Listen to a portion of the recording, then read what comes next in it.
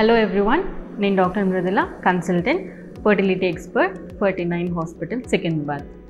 So ఈరోజు నేను AMH test గురించి చెప్తాను, యాంటీ ములేరియన్ హార్మోన్. సో అసలు దీని ఇంపార్టెన్స్ ఏంటి, ఎవరికి చేపిస్తాము ఈ టెస్ట్ అనేది, సో తక్కువ ఉన్న వాళ్ళకి ఎటువంటి ట్రీట్మెంట్ పద్ధతులు ఉంటాయి ప్రెగ్నెన్సీ కోసం అనేది చెప్తాను.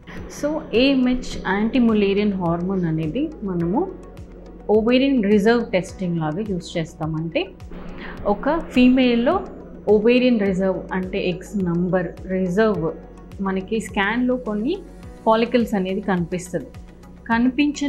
కనిపించకుండా కొన్ని ఫాలికల్స్ చాలా చిన్నగా ఉన్నవి, లేదంటే ప్రీ యాండ్రల్ ఫాలికల్స్ ఇంకా ముందు దానికంటే ఆ స్టేజ్ కంటే ముందు ఉండేవి ఎగ్స్ అనేది మనకి స్కాన్లో కనిపించవు.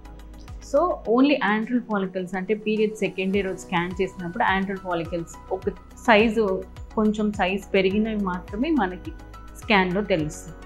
సో ఇట్లా కనిపించకుండా ఉండే ఎగ్స్ రిజర్వ్ ఎంత ఉంది ఒక ఫీమేల్లో అని తెలుసుకోవడానికి ఈ బ్లడ్ టెస్ట్ అనేది చేస్తాం.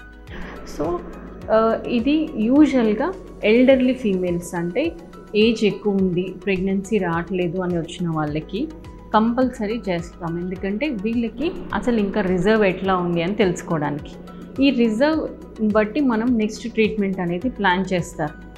సో మోర్ దాన్ 35 years ఉండి ప్రెగ్నెన్సీ రావట్లేదు అని వచ్చిన వాళ్ళకి compulsory AMH test and basic అల్ట్రాసౌండ్లో ఎన్ని యాండ్రల్ ఫాలికల్స్ ఉన్నాయి అనేది కంపల్సరీ చూసుకోవాలి. అండ్ ఇంకా ఎవరికి చేస్తాము, యంగ్ ఫీమేల్స్లో కూడా అంటే ఏజ్ తక్కువ ఉన్నా కూడా మనము అల్ట్రాసౌండ్ చేసినప్పుడు ఎగ్స్ నంబర్ కనుక తక్కువ కనిపించినట్టయితే వీళ్ళకి కూడా ఈ AMH అనేది టెస్ట్ చేస్తాము. అంటే నిజంగానే వీళ్ళకి రిజర్వ్ తగ్గిపోయిందా, ఎగ్స్ తగ్గిపోతున్నాయా అని తెలుసుకోవడానికి ఈవెన్ యంగ్ ఫీమేల్స్లో కూడా తక్కువ కనిపించినట్టయితే ఈ బ్లడ్ టెస్ట్ అనేది కంపల్సరీ చూసుకోవాలి. సో ఇవి కాకుండా కొంతమంది ప్రెగ్నెన్సీ పోస్ట్పోన్ చేసుకుందాం అనుకుంటూ ఉంటారు, లేదు మ్యారేజ్ కూడా పోస్ట్పోన్ చేసుకొని కొంచెం లేట్గా చేసుకోవాలి, లేదంటే మ్యారేజ్ అయినా కూడా ఇప్పుడే ప్రెగ్నెన్సీ వద్దు అనుకునే వాళ్ళు ఉంటారు. సో ఇలాంటి వాళ్ళు కూడా ఒకసారి ఈ AMH టెస్ట్ చేయించుకుంటే ఈ AMH టెస్ట్ నార్మల్ ఉంది, బాగుంది అన్నప్పుడు వాళ్ళకి కొంచెం టైం ఉంది, ప్రెగ్నెన్సీ కొంచెం లేట్గా అయినా ప్లాన్ చేసుకోవచ్చు అని చెప్పొచ్చు. ఒకవేళ ఆల్రెడీ వాళ్ళకి ఈ AMH లెవెల్స్ తక్కువ అవుతున్నాయి, లేదంటే ఆల్రెడీ తగ్గిపోయినాయి అంటే ఇంకా ఎక్కువ టైం వేస్ట్ చేయలేము. కాబట్టి వాళ్ళకి ఆ లెవెల్స్ని బట్టి ఫర్టిలిటీ ఎక్స్పర్ట్ అడ్వైస్ చేయొచ్చు. అంటే ఎప్పుడు ప్లాన్ చేసుకోవచ్చు, ఎంత తొందరగా ప్లాన్ చేసుకోవాలి, లేదంటే వాళ్ళు ఏదైనా ఒకవేళ ప్రెగ్నెన్సీ ఇప్పుడే వద్దనుకున్నా ఎగ్స్ ఫ్రీజ్ చేసుకోవాలా, లేదంటే ఎంబ్రియోస్ తయారు చేసుకొని ఎంబ్రియోస్ ఫ్రీజ్ చేసుకోవాలా, ఇట్లాంటి ఆప్షన్స్ అన్నీ ఉంటాయి. కాబట్టి సో ఇలాంటి వాళ్ళకు కూడా ఈ AMH టెస్ట్ అనేది చాలా యూస్ఫుల్. అండ్ చాలామంది అడుగుతూ ఉంటారు, AMH చాలా తక్కువ ఉంది మాకు, సో మా ఎగ్స్తో ప్రెగ్నెన్సీ రాదా అనేది చాలామందికి డౌట్ ఉంటుంది. సో ఈ AMH అనేది జీరో ఎప్పుడు ఎవరికి ఉండదు.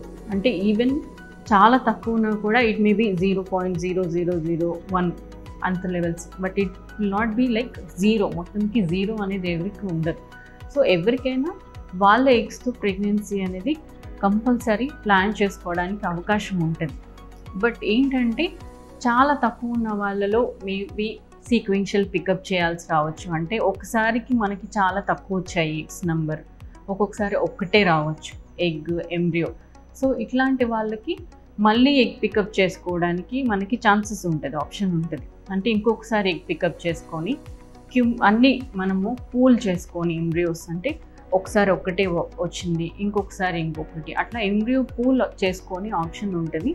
అట్లా ఎంబ్రియో పూల్ చేసుకొని మంచి క్వాలిటీ ఎంబ్రియోస్ ట్రాన్స్ఫర్ చేసుకోవడం ద్వారా ఈవెన్ చాలా తక్కువ AMH ఉన్న వాళ్ళకి కూడా ప్రెగ్నెన్సీ వాళ్ళ ఎగ్ తోటి ప్లాన్ చేసుకోవడానికి అవకాశం ఉంటుంది. చాలామంది ఉన్నారు పేషెంట్స్ ఈవెన్ 0.1 AMH 0.2 AMHతో వాళ్ళ ఎగ్ తోటి ప్రెగ్నెన్సీ వచ్చిన వాళ్ళు చాలామంది ఉన్నారు.